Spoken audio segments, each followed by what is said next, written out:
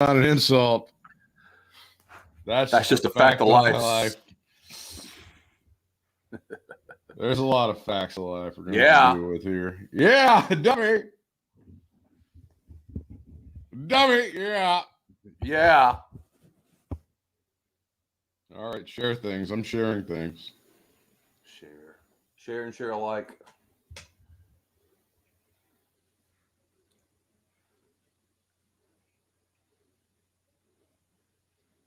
Of just like same stuff over and over again. If you What was that? That was some WrestleZone going on. Go. Those dudes that come on after Raw.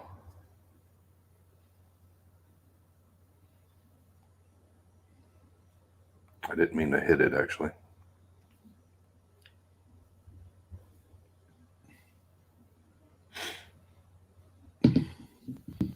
All right, you ready? Uh-huh.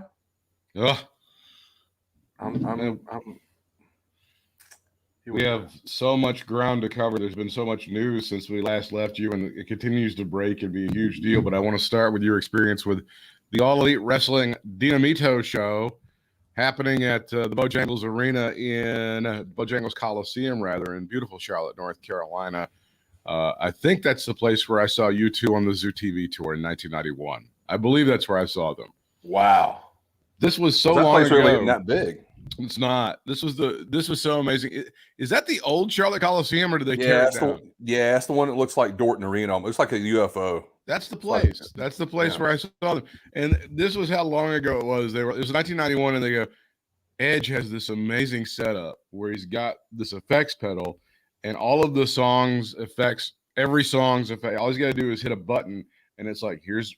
I still haven't found what I'm looking for. Here's Bullet the Blue Sky. Here's With or Without You. That's how. And now it's like the basic technology. But in 1991, it was like, oh my God, it's from another planet, from the future that come down, and they built this thing. He can just tap on it, and every effect he needs. He doesn't have to like do this and hit the delay here and put this. He doesn't have to do all that stuff. It's all built in. It's all the computer does it. Yeah, what does he do now? That's been what, 30 years ago? So it has been, yes, of course. Damn. So you pulled up to the Bojangles Coliseum and you were ready for a good night of Dynamite. Good crowd. Were you were like rolling your eyes? Did you see anyone you recognized? No, I did not see anyone I recognized. The crowd was cool. Right. We sat around some mostly good people. I mean, I texted you and told you that the guy beside me was just so invading my space that it was really driving me nuts at one point. But he was a nice guy. I felt bad getting upset about it, but damn, after a while, it's just But yeah, everything was nice. Man, even Google Maps took me right into the back part of the Coliseum where there was no line at all. I mean, we bypassed the whole line getting in the front part of the Coliseum, the arena. The line was huge to get in, long as hell, but it moved nicely. It was, I think Chick-fil-A gave these people some pointers or something on how to get things done because that shit rolled right along, man. It really was, it was amazing almost. But yeah, I will say the only thing I have to say that was off the top of my head that I was disappointed with, I guess, not really pissed off about, but I was disappointed in, was their merch table. What was disappointing? It was sad. Yeah. Well, it was nobody there. It was all just AEW stuff. It was just a blue AEW shirt, the typical logo, that they got, a black one. I don't even think they had a white one. And then they had a couple of different Fight for the Fallen shirts, which was what was going on that night at Charlotte. And I was there thing, and then they had stickers and hats and shit with the same stuff, but there was no individual wrestler on there at their tables at all. And I walked around the whole place to see if there was like another merch table, because this was like the main one when you walk in, and that was it, man. That was all. I guess they just depend on people ordering stuff online nowadays. They just don't bother with that. But God dang, man, the people around that table, it was massive. It's not like they couldn't sell that shit. So I don't know what the deal is. When you got point of sale opportunities, you should always take advantage of them for sure, especially with fans that are motivated to spend some money.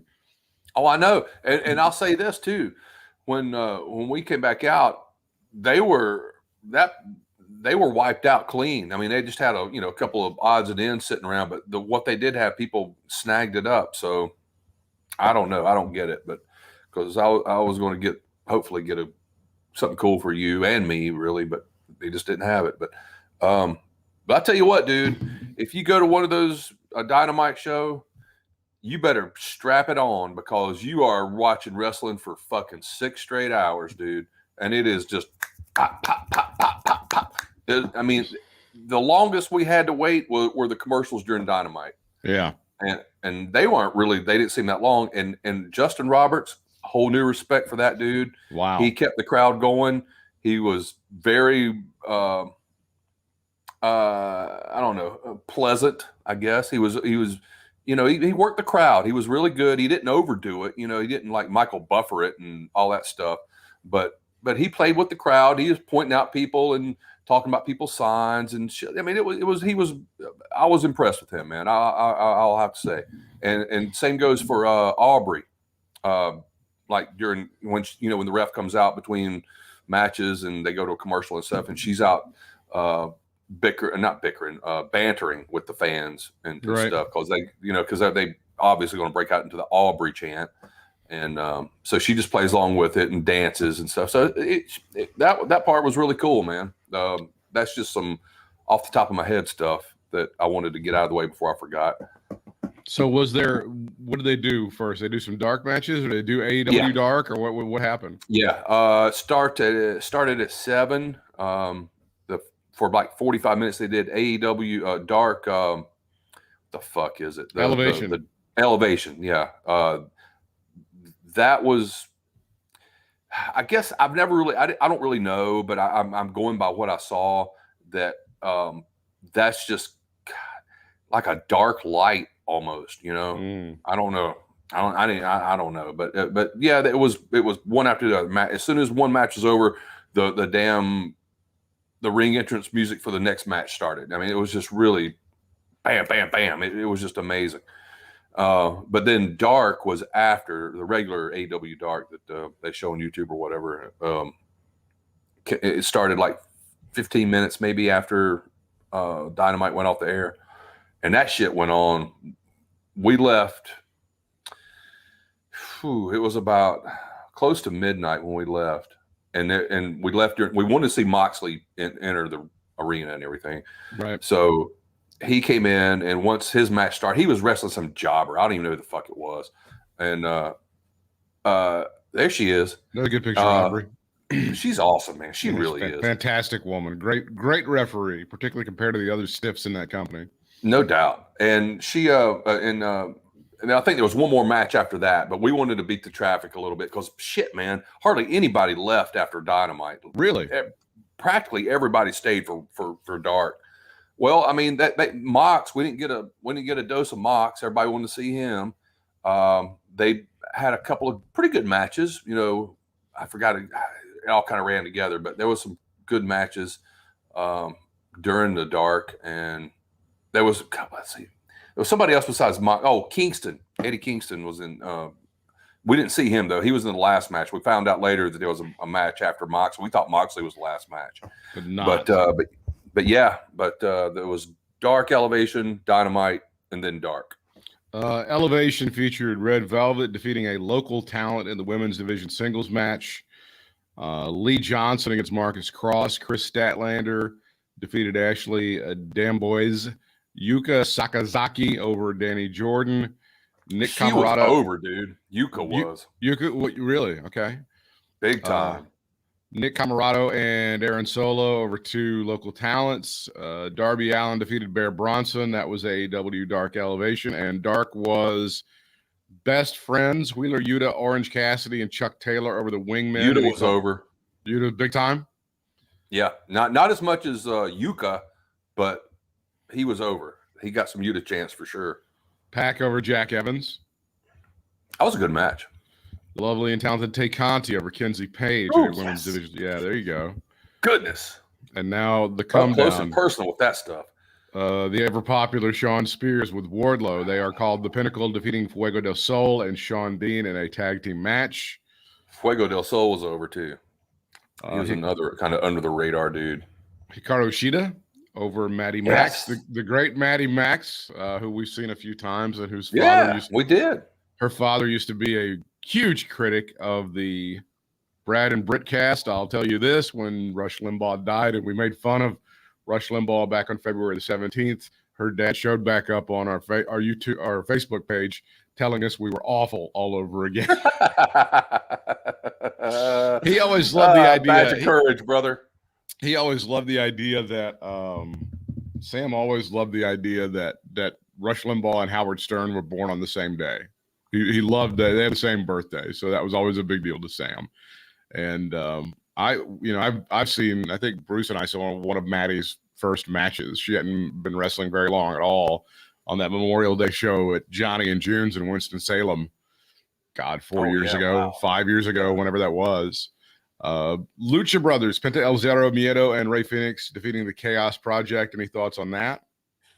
Yeah. I mean, it was okay. I mean, it was a good match, but nothing stands out. The Acclaimed, Anthony Bowens and Max Caster, Matt Hardy and the Blade defeating Max Caster. You're good. He's over. Well, his little SmackDown, his little John Cena throwdown rap shit that he, before the match. He's fun on that. He matched. He rhymed Carolina with or North Carolina, of course. North Carolina with Penelope Ford's vagina. I'll just say that. Well, that's worth watching right there. That's the crowd after he said it. The crowd's like, "Oh, I can't believe he said that." It was the Acclaimed Matt Hardy and the Blade over Matt Sydal, Mike Sydal, and the Varsity Blondes. That was an 8-man tag team match. Can I just say this real fast? Yeah. Another thing that I don't know what the word is, disappointed. No, just like, I don't know. It is Matt Hardy. It is North Carolina. I get it. Yeah. But man, we saw him a million times. It seemed like that night because it was him, and then it was another member of the family, and then another member of the family, and then another member of the family, and then them again. It was every 15 minutes we're seeing Matt Hardy out there, and it was just that was a little okay, but I guess it could have been worse. But that was something we noted. Layla Hirsch defeating Diamante in a women's singles match.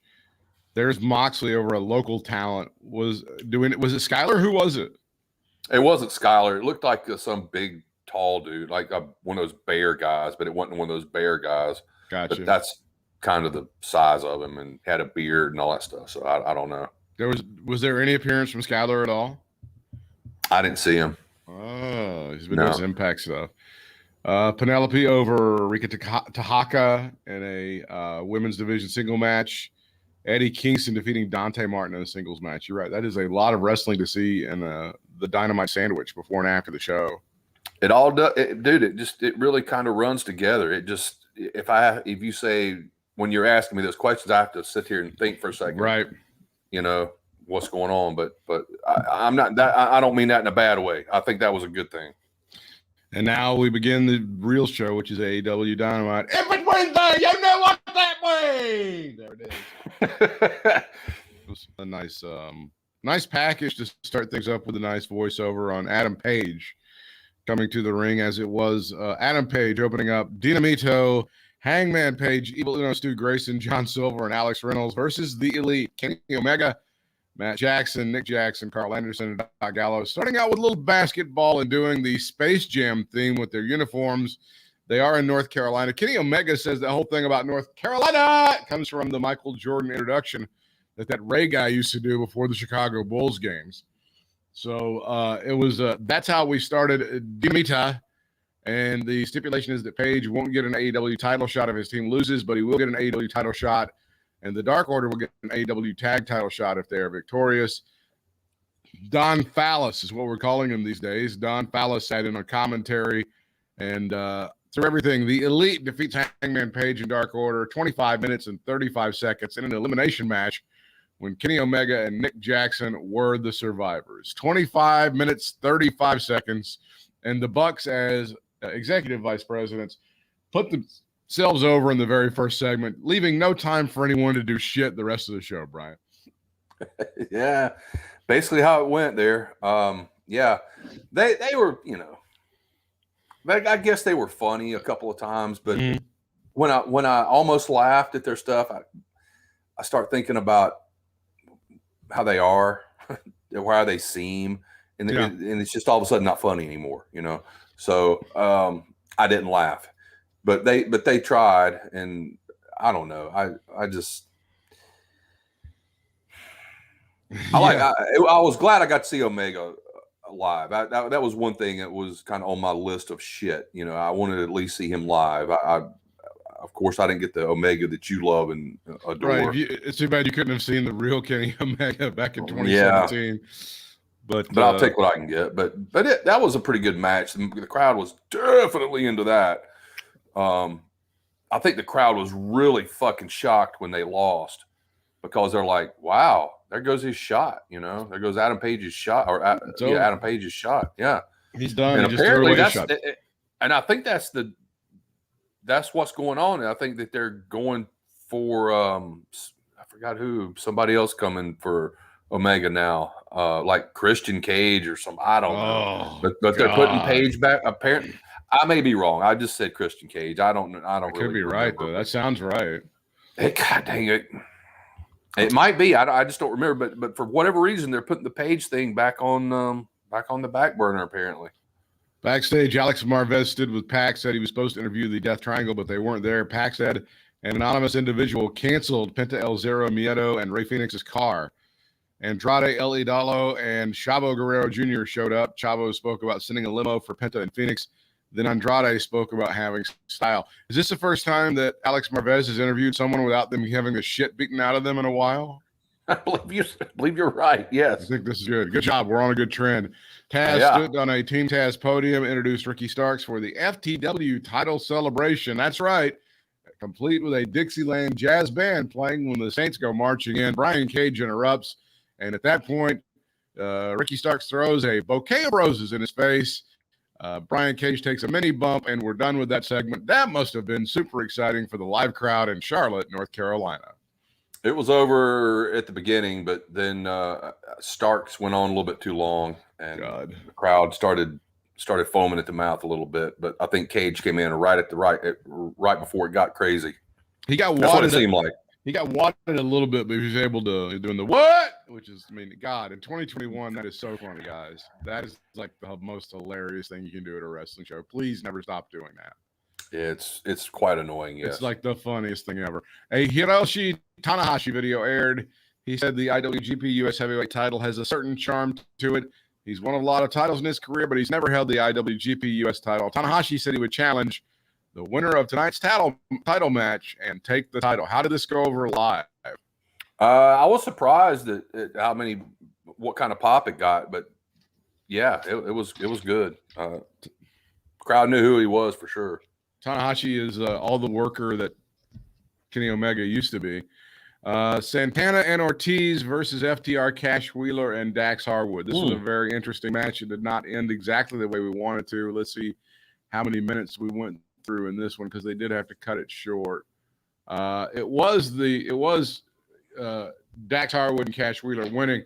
This match was notable because there was an injury. And it was Cash Wheeler taking a bump on the outside on top of the post, and he cuts his arm. He immediately rolls to the outside. They go for a quick finish. There's not been a lot of updates. I don't know if he's going to be able to continue a lot. I think he just got a bunch of stitches. The Cornette theory on this is that Tony Khan, the poor little rich boy, got one of those shitty rings from High Spots. And the posts on the side, which extend, I don't know, all the way to the floor, so they're 8-10 feet, whatever they are hollow. They have very sharp ends and corners. And what you're supposed to do is to put a plastic cap on the end of it so that the boys don't slice open their fucking arms, which is what happened here. Or alternately, you're supposed to file them down so that they're not sharp. He is positing that that's what happened, is that Cash Wheeler on that post, which was neither filed down or capped, cut himself open pretty badly, and of course had a bunch of stitches. And again, we don't know exactly the extent of that. It did not look like the regular AEW ring that we've seen in Jacksonville, and Cornette was very negative toward High Spots. saying that he's got some experience in this. When he checked them out, they have very cheap rings and they have rings that hurt people. And it makes complete sense that Tony Khan would not do his due diligence and put his workers in harm's way with something like this. Your thoughts on that match, which had to be cut short? Okay, a few thoughts. First of all, I was a little disappointed and a little shocked at the same time that FTW did not get the pops that I thought they would, or pop that I thought they would get coming in, being North Carolina boys. Now they did get some cheers and pops. I'm not saying they didn't, but I thought it would be closer to like a Darby Allin, Orange Cassidy kind of a pop, but it wasn't. Matter of fact, I would go as far as to say that Santana and Ortiz maybe got a bigger pop, at least as big as FTW. But I don't know. I was just a little, like I said, a little shocked, a little surprised. But I couldn't see. I think that happened on the opposite side of where I was sitting, and I really couldn't see at all. What you probably had a better advantage watching it on TV, right? Because of where it was. But from what you're describing, that's what it sounds like. It makes sense, because I don't know what else would have been over there to fucking cut his arm. Right. You know? Were you immediately aware live that there was a real problem? No, you didn't know.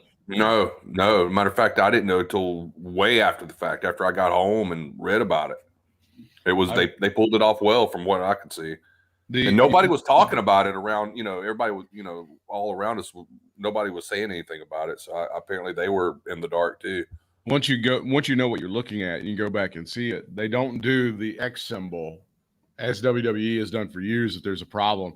The referee does immediately start waving guys down to help him, and that's when he just rolls out of the ring and they start putting some direct pressure on it. And then, Dax is in the ring by himself trying to finish it off. They do a decent job of trying to finish it off. Conan wasn't selling anything, and Tully wasn't selling anything, and they eventually just go home. It was still a good match, but again, he sliced himself open. Looked like a pretty nasty cut. Yeah, from what I saw afterwards too, it did look pretty bad. I was stunned that no more people knew about it. I'm sure the people down near the ring and on that side of the ring saw it, but it was. We were just blocked, I guess. Couldn't see it, but you couldn't tell by the actions in the ring. Like I didn't see anything that told me that it was cut short for any reason. They pulled it off really good. They immediately goes backstage for Tony Schiavone's interviews. Shit Taker, BM Me, and Rebel. Baker boasted that she tapped out Nyla Rose despite having a broken wrist. She said those who were holding their breath while waiting for her to fail would suffocate. An AEW Rampage ad aired for the August 13th premiere. Tony then stood on the stage and announced the AEW Rampage. The first dance would come to Chicago's United Center August the 20th. Tickets on sale on Monday. Were there CM Punk chants within the arena? Oh, yeah. Oh, yes. It was a big deal. Were they very loud CM Punk chants? It didn't last very long. I mean, it didn't last all night or anything, but anytime there was some sort of reference, like I'm sure I'm not going to spoil it, what you'll say later about Darby Allin, but that particular one, yes, they did get a CM Punk chant for sure when he mentioned Chicago. It was like a ooh at first, and then a CM Punk, one of those. But yeah, for sure. Backstage, Alex Marvez interviewing Sting and Darby Allin, mentioning the Chicago show to them. I'll be in Chicago, Allin said without enthusiasm. He's been around a lot of men who claim to be the greatest. There's only one place to prove that right here in AEW. Allin said, even if you think you are the best in the world. 2 segments with Alex Marvez with no one having the shit beat out of them, Brian. I don't think anybody's happier about that than Alex Marvez. Maybe. Another guy certainly could be fired so we can cut payroll.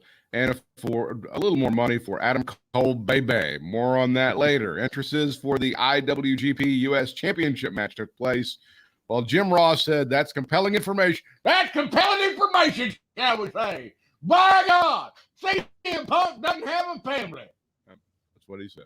Regarding the previous segment, can't wait to get back to Chicago. It's one of my favorite towns. King Haku. It's good to see Ming. I bet you popped like a mother when you saw Ming. Ming. Yeah. Hell yeah. That was awesome. Yeah, I'd love to see me, Haku. Lance Archer versus is a stud, dude. He's 6'8", 6'10", this kid is, right? Yeah. I mean, he stands toe-to-toe with goddamn Murder Hawk. Lance Archer versus Hikuleo with King Haku, and they did the spot where Ming beats the shit out of somebody, so that worked out pretty well. So the winner, of course, in this particular one was Lance Archer. He retains his IWGP US Championship, so I suppose that means he's got a date with Tanahashi at some point in time, unless somebody gets the title between now and then. Alex Marvez. And Alex Marvez, and our streak is over. Interviewing Cody Rhodes, who was seated next to Jerry Lynn and Tony Khan at the gorilla position. So much is happening in our world, Cody said before he was attacked by Malachi. And guess who got the pop in that one? Isn't it? Now, this is weird. Is Cody really getting booed live? Yeah? He did in Charlotte. Holy for damn sure. Shit. He sure what do you did. think what do you think that's about? What would you posit that that's about? I don't know, man. I mean, you could say it's the stuff that we say that we stay on, like the Bucks and Omega about, but nobody's booing them. So I don't know. I mean, they booed. Let me make myself clear on that. They booed them against Adam Page. They booed Omega and the Bucks against Adam Page. Right. But they don't get the hell out of my face boos like Cody was getting. Yeah, the white heat. They were getting the white heat there. Yes. The X-Pac heat. The X-Pac heat. That's exactly what it was. They fought onto the stage. Black was knocked down with an uppercut from the floor. And again, if you're an AEW super, I mean, they should make a bit out of that. Like anytime you see Alex Marvez, you're like, oh shit, where? You just look everywhere. It would be funny. You heard the wrestlers being interviewed saying, excuse me, no offense, Alex, but can we get somebody else in here to interview me, please? I don't. Anytime somebody talks to you, they get the shit beat out of them. So I don't want this to happen. Yeah, it's like a track record here. Black stood over Rhodes and said, welcome to the House of Black. Several wrestlers ran out to help. Black dropped Fuego del Sol with his black mass kick. A pre-taped Miro promo aired. He said, no one can take his divine right. He said he's a simple man. And only things that motivate him are a vengeful God and a double-jointed wife. Hello. Miro said you can face him like a man and run away, but a glorious wrecking upon you either way. Any good reaction from the crowd on the Miro promo? Not really. I mean, it was okay. Kind of, it was a meh. It was a meh. He was there live too, so that was kind of weird that they had a backstage one out and he was live. It's the Jurassic Express with their good friend Christian Cage against Angelico, Mark Quinn, and Isaiah Cassidy with Matt Hardy. Schiavone said he was handed a note that QT Marshall opted to wait to apologize next week when Schiavone's family would be in attendance. Why wasn't he there in attendance here? Does Lois have outstanding warrants in Charlotte? I don't understand. You don't know. Maybe. Never know. Not with her. Tony kept acting like he was so happy to be back in Charlotte, and I assume that he's got one or two friends. That's good. I was wondering about that. I'm glad. I think David Crockett is either on Dark or Dark Elevation. He makes some guest commentary. They brought him out, and the crowd went nuts, man. I was happy for that. You know what would pop me if they would have had him out there together. This would have been like the Tony Khan jack-off moment that I could have gone for. If David Crockett and Tony are on stage, welcome David Crockett. Look, Tony, look. If he would just said that, I would have I would have gone crazy and I would have popped and I would have been the biggest fucking mark in the world. And that's fine. Christian Cage. It's Bob Caldwell's birthday today. It is Bob Caldwell's birthday. Yes, sir. All Jim Valley, if you're listening. It's Bob Caudle's birthday today. Yeah, the curse of Bob Caudle upon you, pal. Christian Cage, Jungle Boy, and Luchasaurus over on Helico, Mark Quinn, and Isaiah Kennedy. Did this match do anything live? Because it didn't do much on TV. Nah, I mean, it had some spots, but the crowd went crazy for Jungle Boy, but good. But I was kind of expecting that. See, you have these talents. Jungle Boy's a breakout talent. I think Ricky Starks and I think MJF are all breakout talents, and they've buried almost MJF to the point where I can't remember the last time he wrestled on TV. Ricky Starks, his big spot was throwing flowers at Brian Cage, and Jungle Boy, who's a massive babyface. You know, I hope that he's still in the mix. I hope they're able to keep some of that heat with that guy.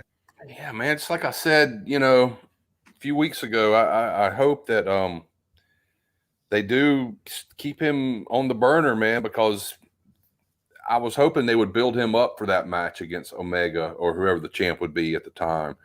And I don't know. I don't want him to get lost in the sauce here.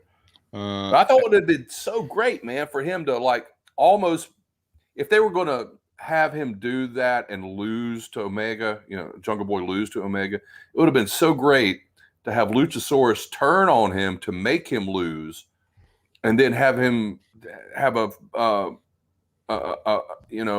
thing with Luchasaurus for a few months, and then to get him built up, you know, to get him built up again and go back. But I don't know, man.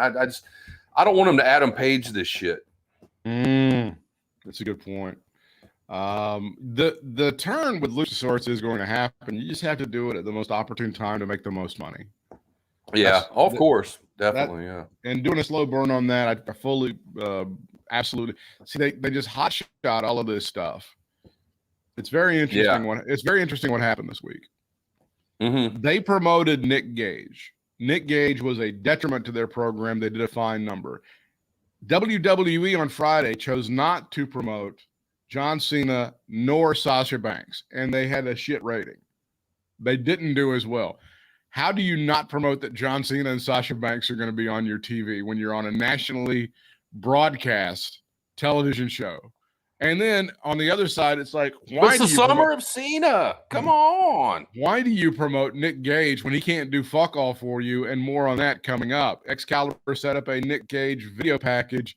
Gage cut a promo about the pain he would put Chris Jericho through. MDK all day, he concluded, while holding up a pizza cutter. I believe we call that foreshadowing.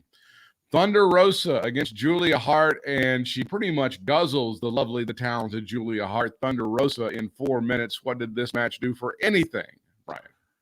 First of all, I screwed up. It was Julia Hart's vagina, yes, not Penelope Ford. So right, just to get that out of the way. Yes. Julia Hart, who is hot, but not as hot as Penelope Ford. No, but dude, she was in high school like 6 months ago or something. I mean, oh, that's sad. So yeah. Anyway, but crowd went crazy for Thunder Rosa. Yeah. Julia Hart got a little bit of a pop, but they're just Garrison and Brian Pillman Jr. over there trying to rally the troops, the crowd around her. You know, it just wasn't working. Around Julia Hart, that is. I mean, the crowd was just too much behind Thunder Rosa. Did the Varsity Blondes seem to have some good crowd reaction, good pop? No, but the one good pop they did have actually was during the commercial. I think it was either during a commercial or between matches, one in dark. They pointed out that Griff Garrison's grandmother was in the crowd, and she held a sign up that says, like, I'm Griff Garrison's grandmother. And Justin Roberts pointed up and showed, and she's waving, and the crowd started going, Grandma, Grandma, Grandma. Let's see if I can do the Justin Roberts. I want to do the Justin Roberts imitation. It's Griff Garrison's grandmother. That's about right. Oh, I did get to hear the Jon Moxley live. So Jon Moxley. There he goes. I was laughing. My new imitation is Brian Last, the great Brian Last, who I hope we'll get to before the end of the show. Okay. Ready? No, I gave it to a little bit today. Okay. 605, the Super Podcast. No, not like that. Oh! Damn you! The broadcast team listed the following matches for next week's AEW Homecoming. They're coming back to Jacksonville. It's been almost 3 weeks. A month. Malachi Black against Cody Rhodes. Miro against Lee Johnson. Wow, what a rivalry Miro and Lee Johnson to build up. That's the hottest rivalry in wrestling as far as I'm concerned. God almighty. Stand back, Boogie Woogie Man and Paul Jones. Miro and Lee Johnson are back in town. Nice. The Bunny versus Layla Hirsch in an eliminator match with the winner getting an NWA women's title shot, and Christian Cage against the Blade in a please try to stay awake match. James Ross hyping the Jericho versus Gage main event with MJF commentary. Said they had no idea what would happen. I know what's going to happen. People are going to bleed, and it's going to be a hog fest. John Moxley delivered a backstage promo. He said the last time people saw him, he was in a barbed wire hell. He said that's okay. It's not what he was there to talk about. He vented about seeing the French and Croatian water polo teams get into Japan, and he can't. He said the moment that he doesn't have the title, Tanahashi shows up on Dinamito with his stupid little ponytail.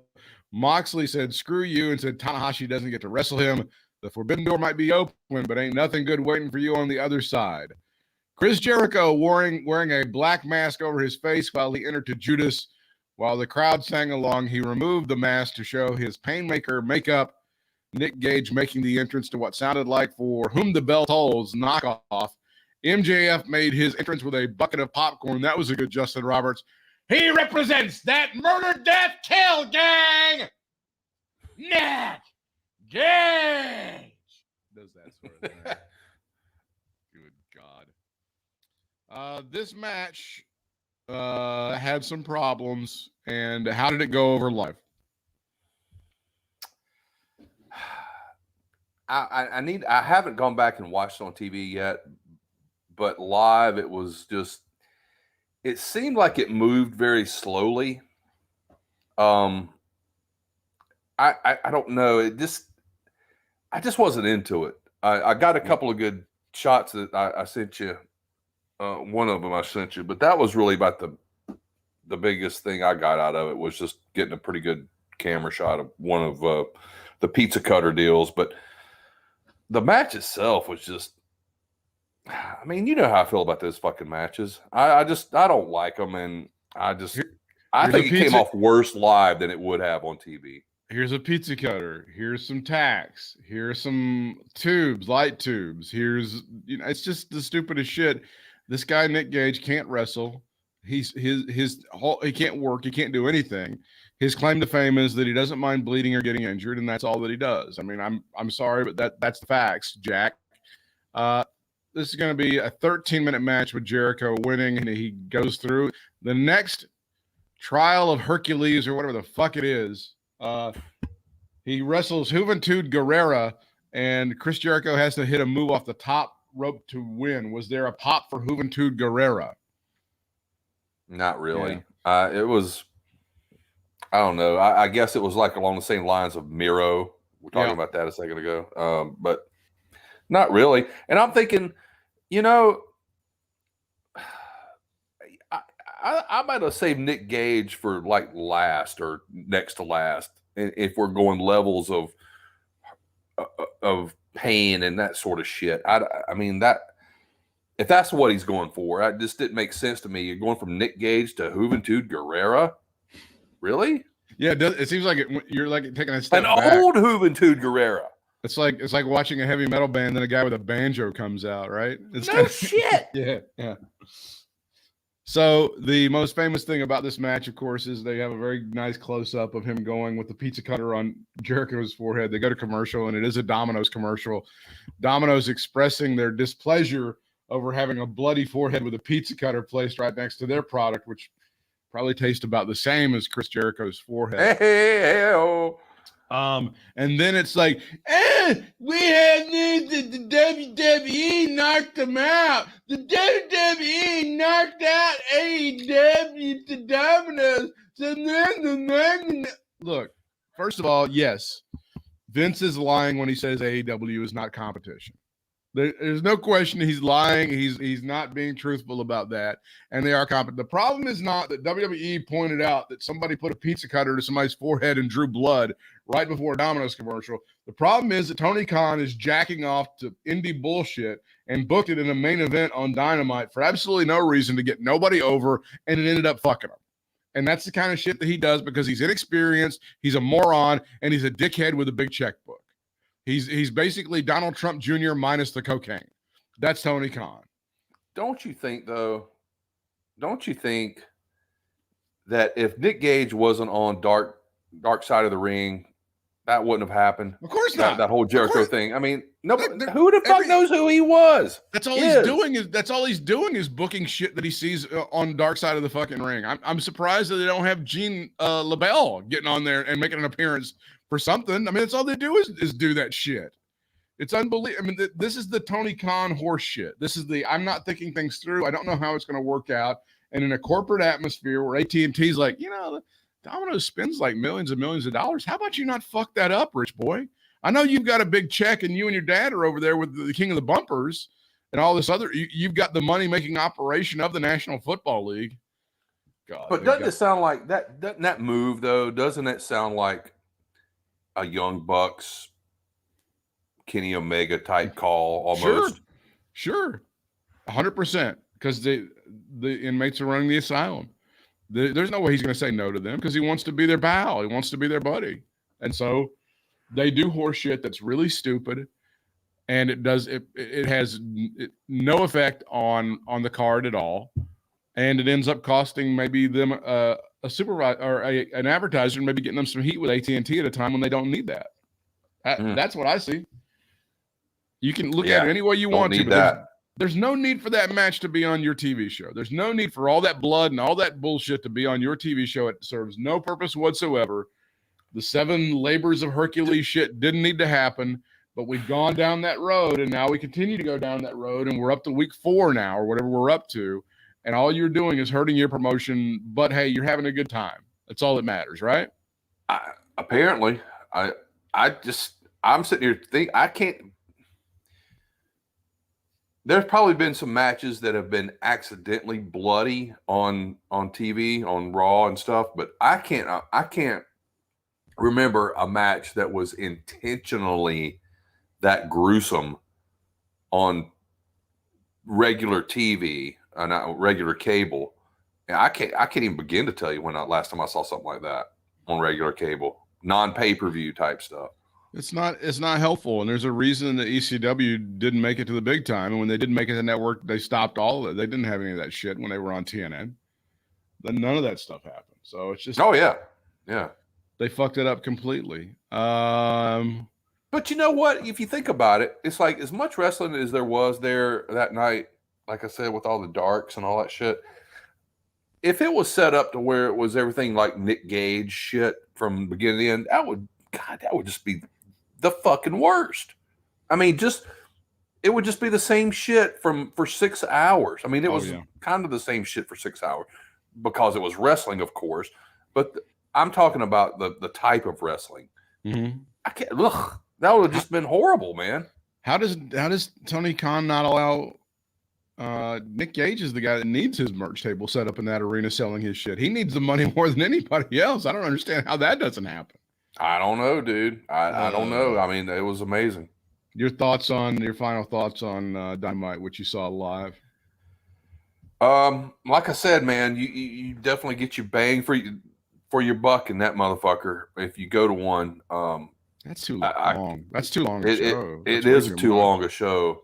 But actually, I did wear a mask, so if it wasn't for the mask, I could have probably tolerated it a lot better. But, after 4 or 5 hours in a mask, you're about ready to go, And by the way, while I'm on that subject,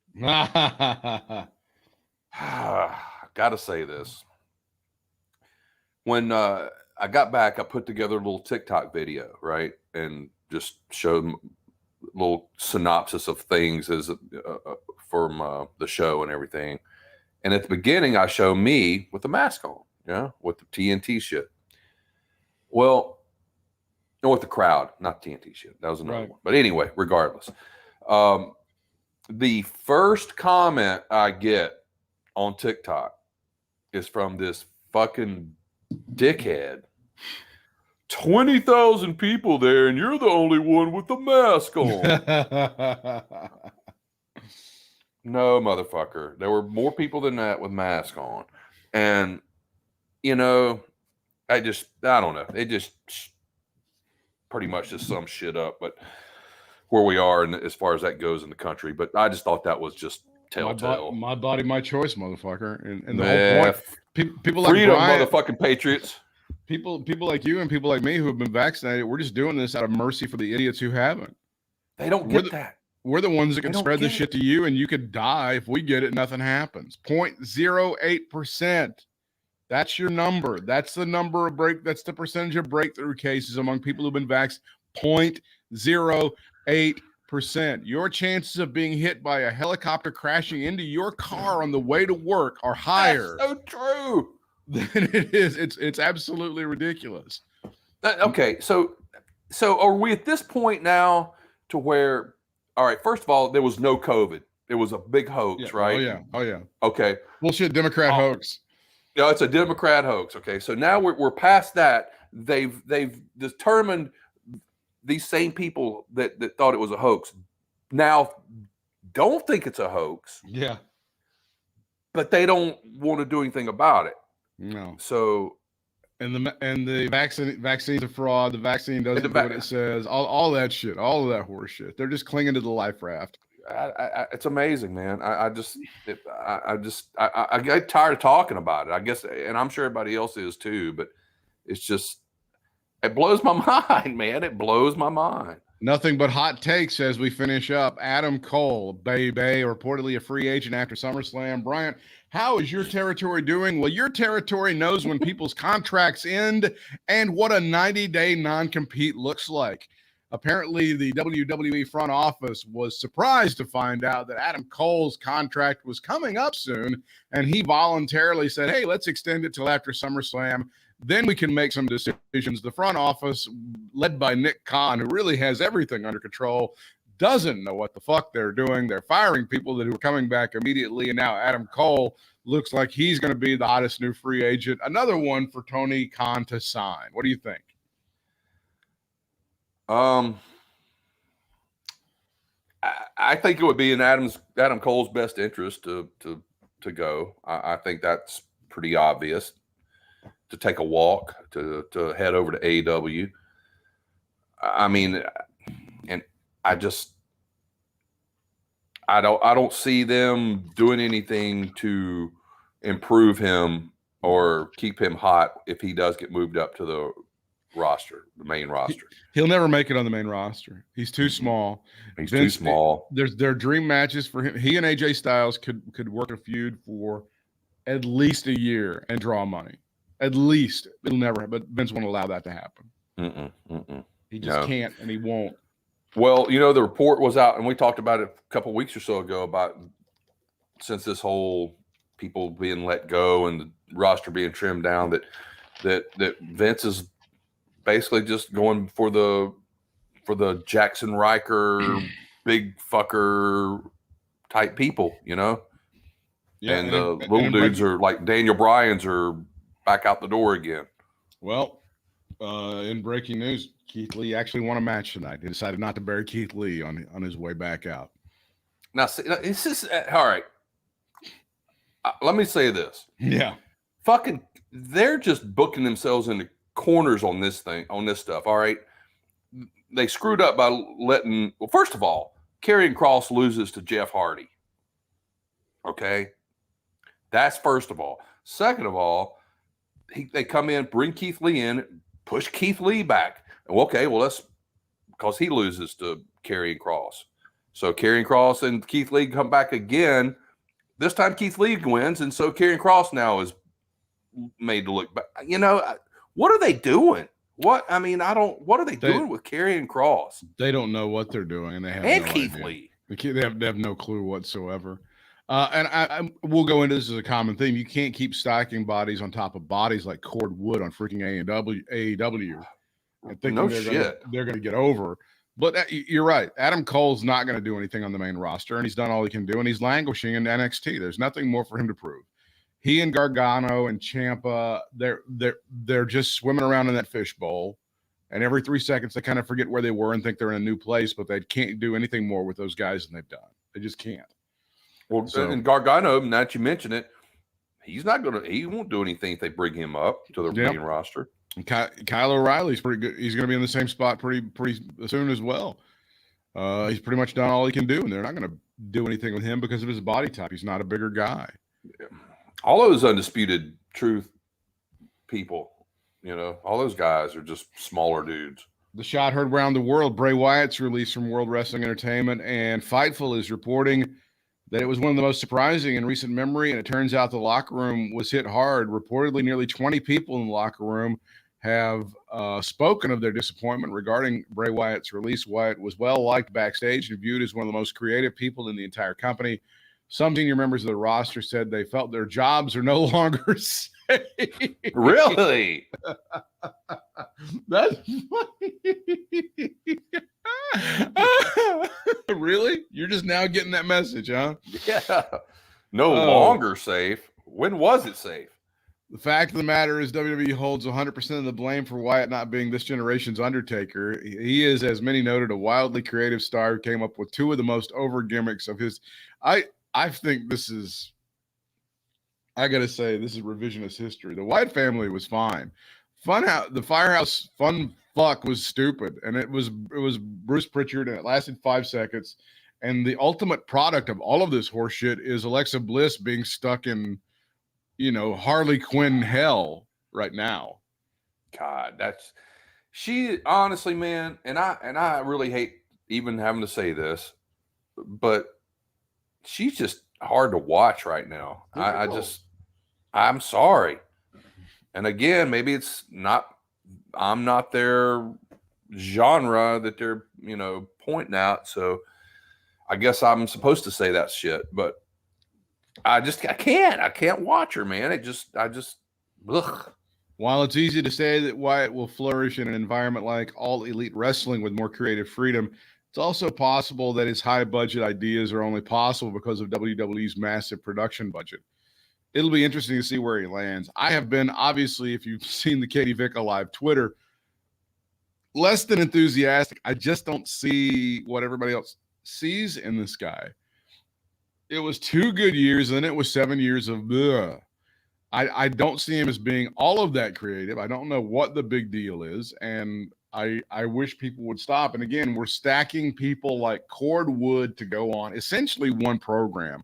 This new show, to me, this Rampage show, I don't know what it's going to be, but it feels like it's just going to be like a bullshit thing where you just wrestle and there's not going to be many angles and there's really going to be no reason to tune in. If they end up doing a SmackDown Raw kind of thing where they have separate shows competing against each other, that's the best idea, and really truly split the rosters and really truly don't have cross-pollination between the shows. That's going to be their best chance of survival because they got too many people on that fucking roster. Fire the entire Dark Order. Fire QT Marshall. Fire Long John Silver. Fire Michael Nakazawa. Fire all of these fucking people who don't get over. Sean Spears needs to go. I'm sorry. It ain't happening. Bye. See ya. Dude got to go. Some of these people, they just extended Jake Roberts. Why? Why do we need Jake Roberts on my? He wasn't even at Charlotte. He wasn't even at Dynamite the other night. It's preposterous. It's preposterous to have 150 people on a 2-hour show, particularly when the young fucks are taking up 25 minutes of that show. How the hell do you get anybody over? There's not enough airtime, and there's some Domino's pizza commercial. Well, those would be less of those. So that's more time for you to. Anyway, yeah, it's dumb as shit, and I'm really tired of people like. They need to sign this guy. They need to sign this guy. They need to sign this. Well, the guy who took a shit on the 3rd floor of the Titan Towers has just been released. God damn it, Tony Khan. Get him now. I mean, it's just stupid as shit for people to keep saying this stuff. I agree, man. Well, think about this. All right. 6 hours of wrestling the other night, and to get everybody in, right? Mm-hmm. With all the darks and all that shit. Still didn't see Nyla Rose. Still didn't see Britt Baker except for that 5-minute thing backstage, that promo. And there was Nakazawa. Didn't see him. There, all those people that wrestled in all 3 of those shows. Yeah. I rattled off like 3 or 4 people right there that wasn't even on the show that usually we see. What they're not like gone; they're still active. It's dumb. So Dude, I don't know, man. There's just not enough room for all these damn people. Richard Morgan Fleer apparently has been released by World Wrestling Entertainment. There he's going there too. Yeah. I'll tell you what's on the card. Baby, write me a big check. I'll get over. Woo! It's time for me to go all the wrestling boys and girls. Time to go to school. Woo! Is that what's going to happen? Is he going to be the new spokesman for Andrade? Here's take one. Even Wednesday, it's all a lit dynamite.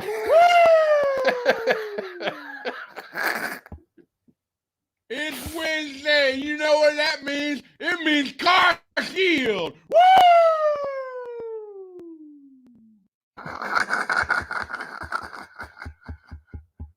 So Ric Flair gets reportedly from WWE, and then his daughter takes the Duke. She loses on Monday Night Raw to Nikki ASH with a little fruit roll up there at the end, pal. You think there's correlation there, buddy?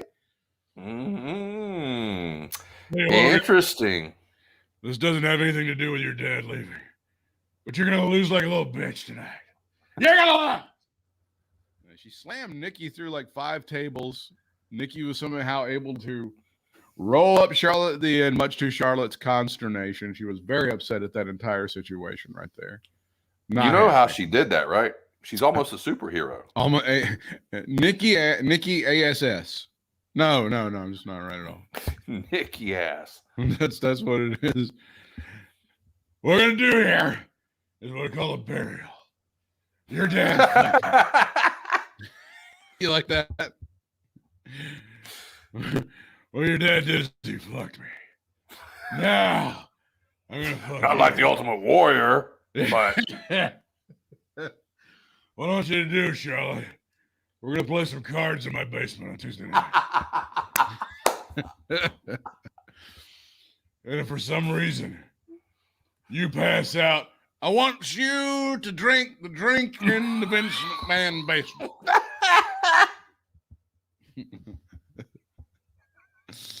Oh shit. The 72-year-old Flair had last appeared on WWE programming and was featured in a storyline with Lacey Evans and his daughter Charlotte Flair earlier this year. The storyline which included Lacey Evans. Yeah, hot ass about her. Yeah, she's preggers. That's right. I ended up knocking her up. I forgot. It was terrible. Awful. I slipped one past the goalie. Brian. Woo! And let your boys still swim. Woo! And you know they swim all night long. You read my mind.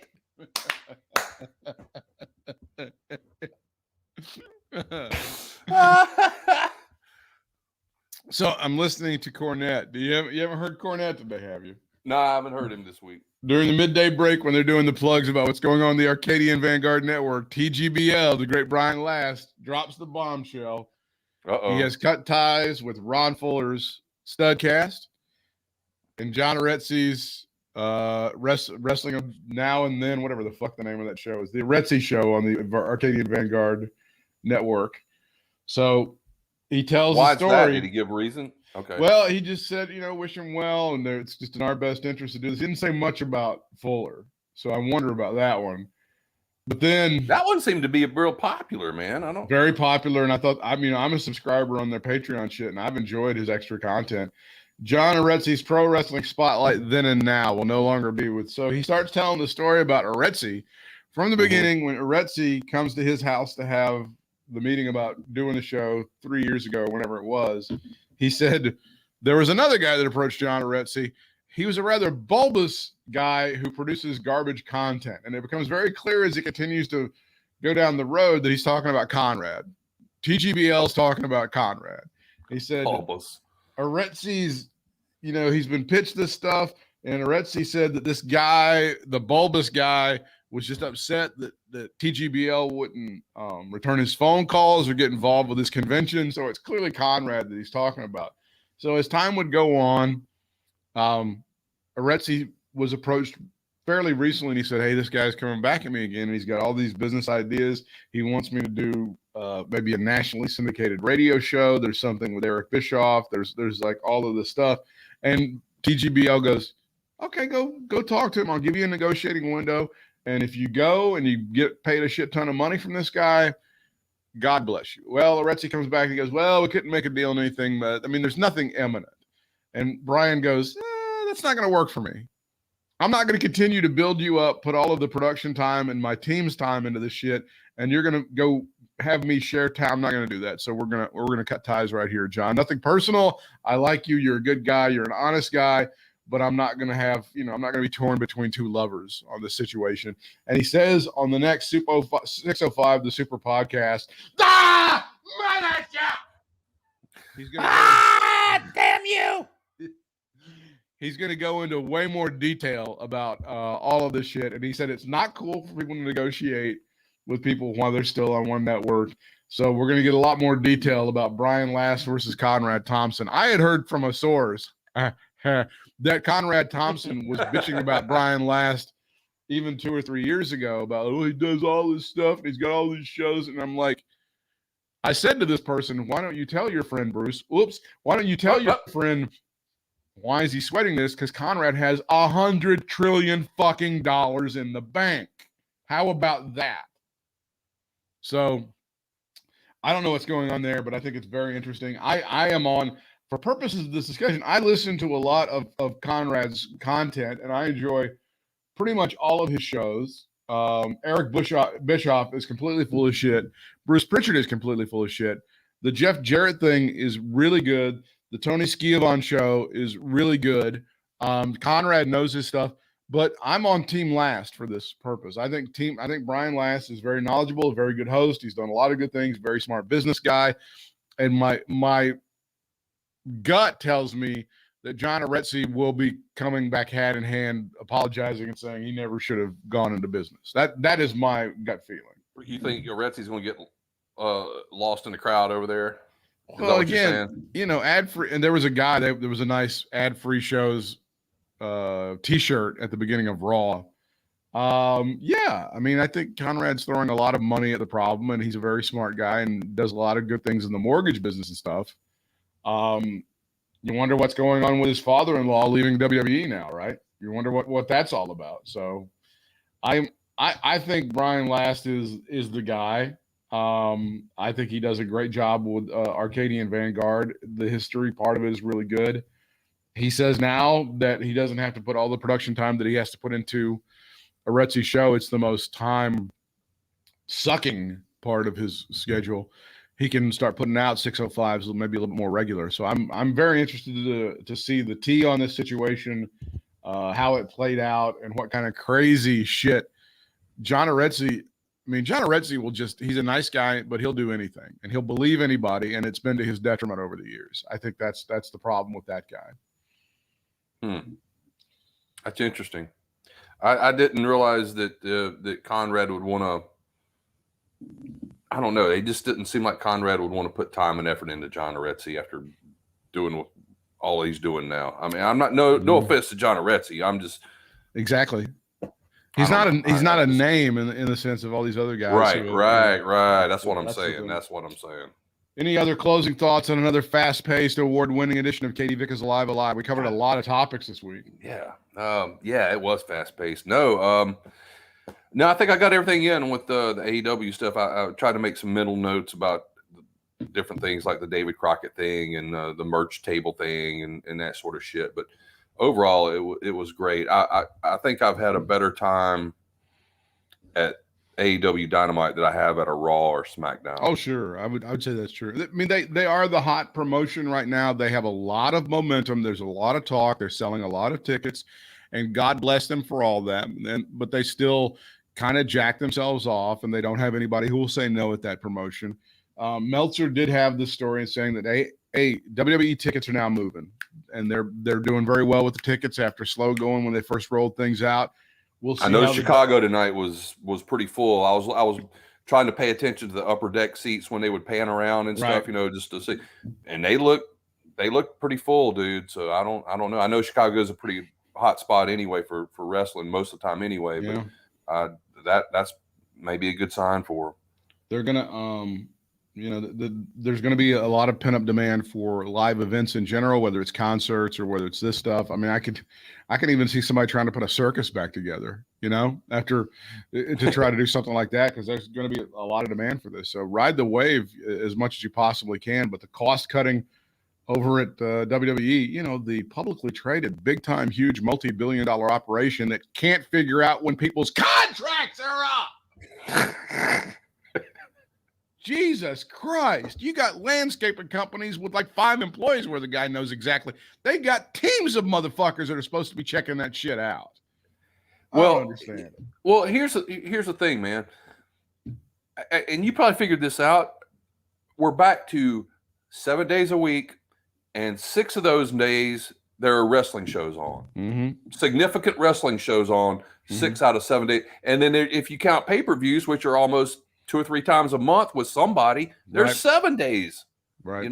So a lot of competition going on. So I guess that has something to do with it. I guess. I don't know. It's a great time to be a wrestling fan. Actually, I don't believe that. I'm not really buying into all that hype. There's some good stuff that's going over, and there's some things that are very interesting, but there's also some complete bullshit going on. Unbelievable horse shit going on. Well, I tried to catch ROH some this past weekend. They were doing the women's tournament, tournament they're doing. So it was okay. But I try to catch them on Saturdays locally in our little neck of the woods here. And the only one I guess we don't really see for free is MLW.